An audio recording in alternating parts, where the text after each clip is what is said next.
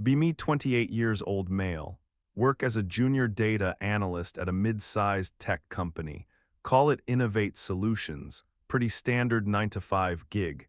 Decent pay, okay benefits, soul-crushing beige cubicles. My boss, Evelyn, is the CEO. She founded the company from her garage or something. Classic tech startup story. Evelyn is intense, super smart, driven, and a very outspoken feminist. Like her Twitter is a minefield of social justice commentary. We all follow her out of a sense of professional obligation and morbid curiosity. She's not a bad boss, just very passionate about her beliefs. And she makes sure everyone knows it. Our office has all the progressive trimmings. Gender-neutral bathrooms, diversity workshops, posters about inclusivity everywhere. Honestly, most of us just keep our heads down and do our work. The company culture is a little on the nose, but the work is interesting enough. I'm on a team with 3 other people. There's Liam, a laid-back coder who's been here forever, a walking encyclopedia of company history and gossip. There's Maya, a sharp and ambitious project manager who's always 5 steps ahead of everyone. And then there's me, the numbers guy. I wrangle spreadsheets and make data tell stories. We're a good team. We get along, we work well together, we complain about the same things. Everything is normal until the email. It arrives on a Monday morning. Subject line, a bold new initiative, the Phoenix Project, from Evelyn, of course. Mandatory all-hands meeting at 10 a.m. The office starts buzzing immediately. Liam leans over my cubicle wall. Phoenix Project sounds ominous. You think she's finally going to replace us all with robots? I shrug. With Evelyn, it could be anything from mandatory yoga to a company-wide vegan challenge. We've had both before. The yoga was okay. The vegan challenge nearly caused a mutiny. We all file into the main conference room at 10. It's packed. Evelyn is standing at the front next to a whiteboard with the Phoenix Project written in big, dramatic letters. She's got this fiery look in her eyes, the one she gets when she's about to unveil something big. "Good morning, everyone," she begins, her voice echoing slightly in the room. "As you know, Innovate Solutions has always been committed to fostering a workplace built on equality, diversity, and inclusion." A few people nod. "We've all heard this speech before. But I've been thinking lately," she continues, "that we can do more, that we must do more. We talk a big game about gender equality, but are we truly living it?" She pauses for effect. You could hear a pin drop. "For the next 30 days," she announces, "we are going to conduct an experiment in radical equality. I call it the Phoenix Project. Here we go. For the next 30 days," she says, her voice rising with passion, "we are going to operate as a completely gender-blind company." A confused murmur ripples through the crowd. "What does that mean?" she asks, preempting our questions. "It means that for the next 30 days, all decisions, all assignments, all promotions, all interactions will be made without any consideration of gender." Okay, that sounds interesting, and also impossible to enforce. To facilitate this, she continues, we will be implementing a few changes. First, all internal communications will be anonymized. We'll be using a new software that assigns everyone a random alphanumeric identifier. No names, no profile pictures. My eyes widen. No more "Hey Liam" on Slack. It's going to be "Hey 7B4C2A9F. Second, she says, all meetings will be conducted via text-based platforms whenever possible. If voice or video is absolutely necessary, we will use voice modulation and avatar software. This is getting more and more surreal. Third, and this is the big one, she says, leaning forward, all project assignments and leadership roles will be dynamically reassigned based on a purely skills-based algorithm. The algorithm will analyze your performance data, your skill sets, and the project requirements, and assign the best person for the job, regardless of their previous role or, of course, their gender. The room is silent. People are looking at each other, trying to process this. A few people look excited, A few look terrified, most of us just look confused. I know this is a radical idea, Evelyn says, her tone softening slightly. And I know it will be challenging, but I truly believe that by stripping away our unconscious biases, we can unlock our true potential as a company. We can become more efficient, more innovative, and more profitable. Ah, there it is. The profit motive. This isn't just about social justice, she adds. This is about good business. I've read studies that show diverse teams are more successful. I want to prove it. I want Innovate Solutions to be the case study that changes the industry. She smiles. It's a confident, slightly terrifying smile. The Phoenix project begins tomorrow. Your new identifiers and a full instruction manual will be emailed to you by the end of the day. Thank you. And with that, she walks out of the room, leaving 150 bewildered employees in her wake. The rest of the day is chaos. Everyone is talking about the Phoenix project. Liam is convinced it's a social experiment and we're all being watched by a team of sociologists. Maya is already trying to figure out how to game the new algorithm. I'm just trying to figure out how I'm supposed to do my job without knowing who I'm talking to. The email arrives at 4 p.m. My new identity is X-8675. My profile picture is a generic gray avatar. The instruction manual is 20 pages long. It details everything from how to use the new communication software to the criteria the skills-based algorithm will use.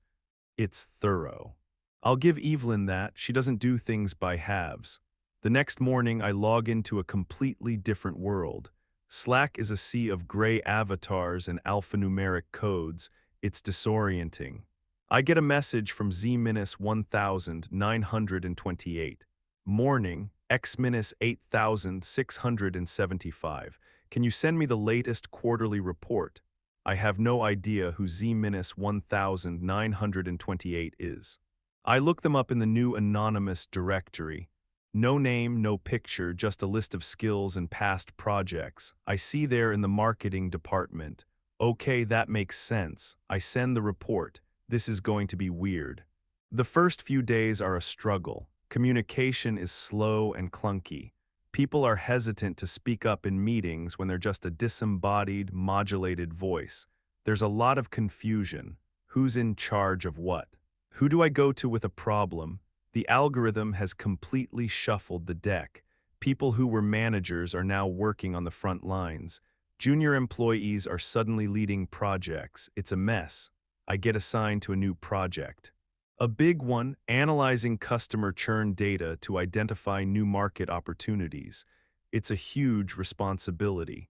Normally, Maya would lead a project like this, but the algorithm has assigned me as the project lead. My team is a random assortment of people from different departments. I don't know any of them. I only know their codes and their skills. Cuminus 4432 from engineering. Araminus 7189 from design, and a few others. I set up our first meeting, a text-based chat. It's awkward. Everyone is very formal. We don't have the usual small talk to break the ice. We just dive straight into the work, and something strange starts to happen.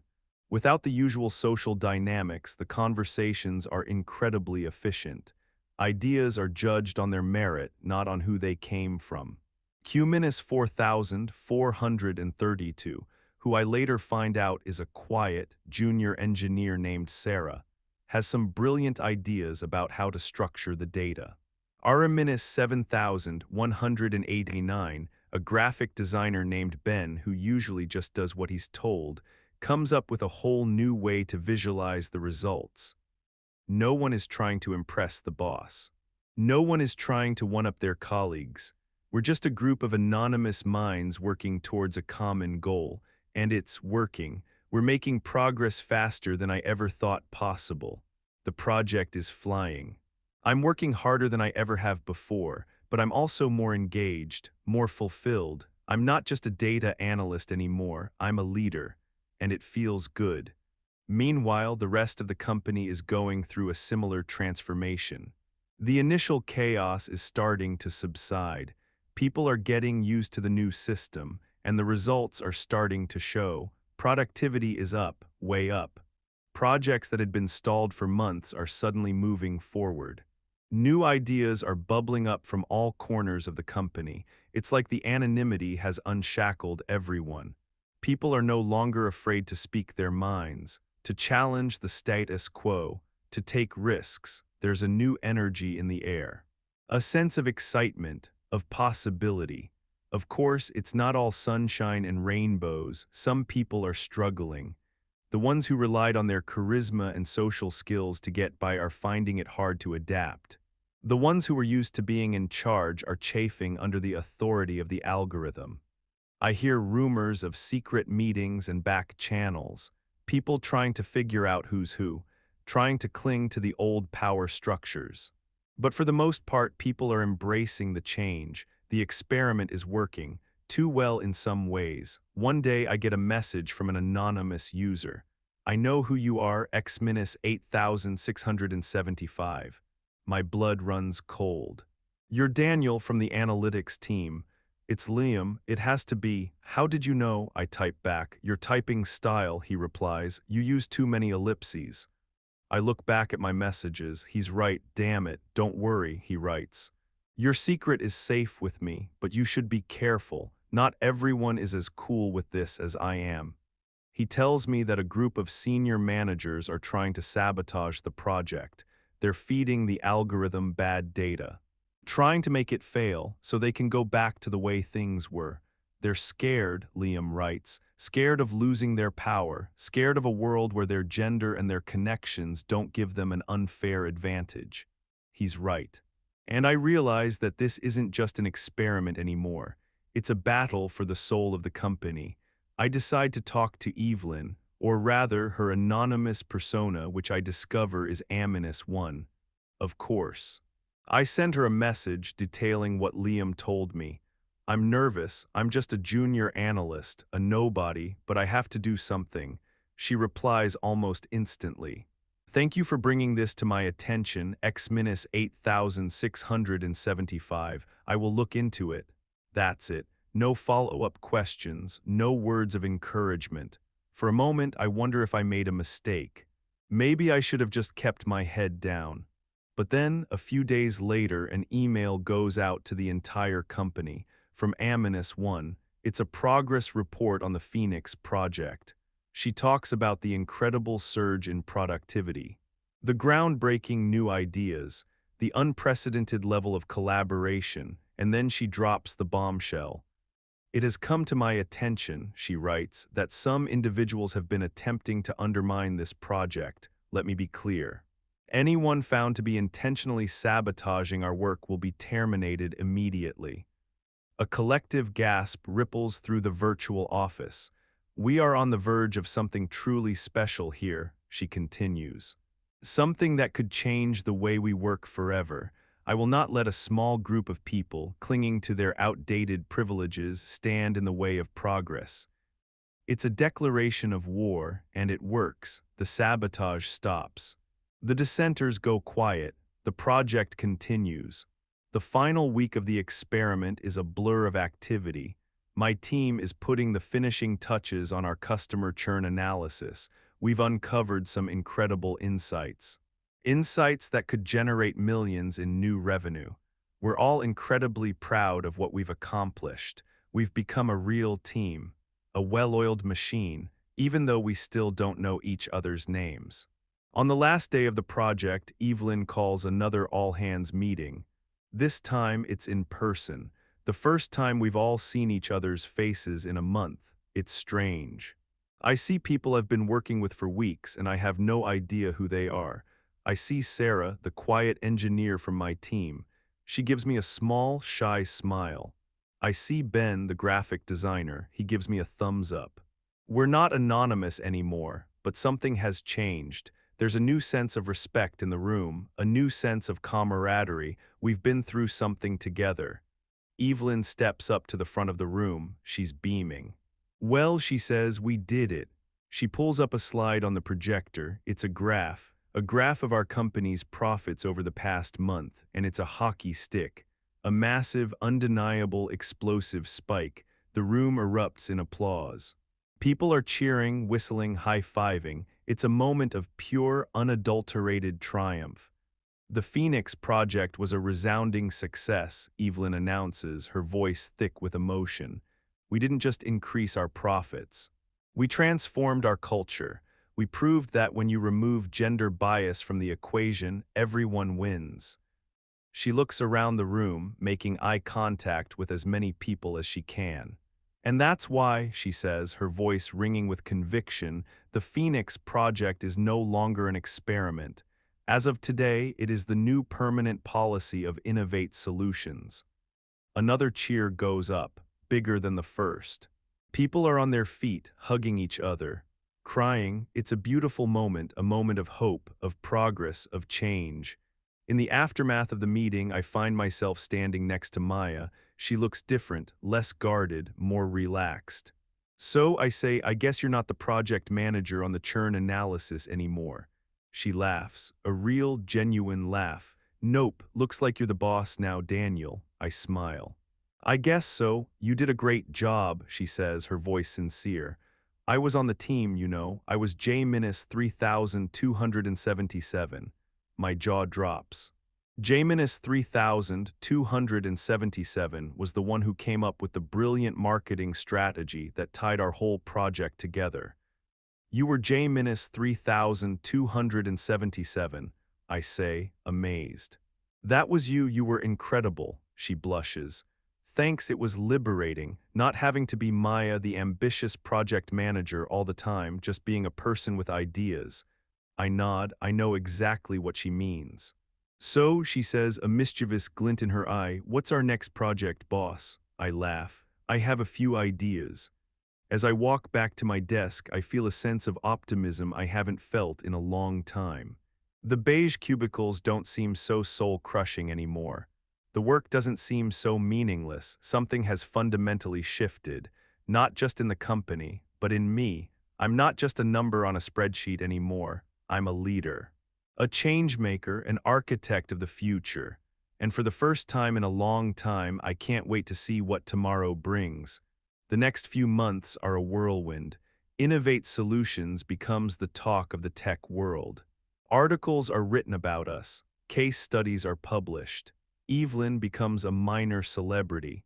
She's on magazine covers, giving TED Talks, inspiring a new generation of female entrepreneurs. And the company continues to thrive. Our profits keep climbing. We're hiring new people, expanding into new markets. It's a golden age, and I'm right in the thick of it. I'm leading more and more projects. My skills are growing, my confidence is soaring. I'm getting recognized for my work, not because of who I am or what I look like, but because of what I can do. It's a meritocracy in its purest form, and it's the most empowering thing I've ever experienced. One day, Evelyn calls me into her office. Her real office, not the anonymous chat room. I'm a little nervous. I still find her a bit intimidating. Daniel, she says, gesturing for me to sit down. We need to talk. My heart sinks. Have I done something wrong? I've been looking at your performance data, she says, pulling up a chart on her computer. And it's remarkable. You've become one of our most valuable assets. I let out a breath I didn't realize I was holding. Thank you, I say, my voice a little shaky. Which is why, she continues, turning to face me, I'm promoting you. To Director of Analytics. I'm stunned. Director of Analytics, that's a senior leadership position. A huge leap from where I was just a few months ago. I don't know what to say, I stammer. Say you'll accept, she says, a smile playing on her lips. Of course I accept, I say, a huge grin spreading across my face. Thank you, Evelyn, thank you so much. You earned it, she says, her expression turning serious. You and people like you are the reason this company is succeeding. You embraced the change, you trusted the process, and you proved that talent has no gender. I leave her office feeling like I'm walking on air. I can't believe it. Me, Daniel, the quiet numbers guy, a director, it's a dream come true, and it's all because of a crazy, radical, brilliant idea, an idea that changed everything. A year later, I'm sitting in a conference room, presenting my team's latest findings to the board of directors. It's a big presentation, high stakes, but I'm not nervous. I'm confident. I know my stuff. And I know my team, a team of brilliant, talented individuals chosen for their skills, not their gender. We've got Sarah, the once shy engineer who's now one of our top innovators. We've got Ben, the graphic designer who's revolutionizing the way we visualize data. We've got Maya, who's found a new passion for strategy and is now my second in command. We are a force to be reckoned with. As I finish my presentation, the room is silent. The board members are looking at me, then at each other. And then the chairman of the board, a stern, old-school businessman who was initially skeptical of the Phoenix project, starts to clap. Slowly at first, then with more enthusiasm. Soon, the whole room is applauding. They're not just clapping for the presentation. They're clapping for the results, for the profits, for the success. They're clapping for the future. A future that we built together. A future where everyone has a chance to shine. A future without gender bias. As I look around the room at the faces of my colleagues, my friends, I can't help but smile. We did it. We really did it. And it all started with a simple, crazy idea. An idea that proved that when you give people a level playing field, they won't just meet your expectations. They'll shatter them.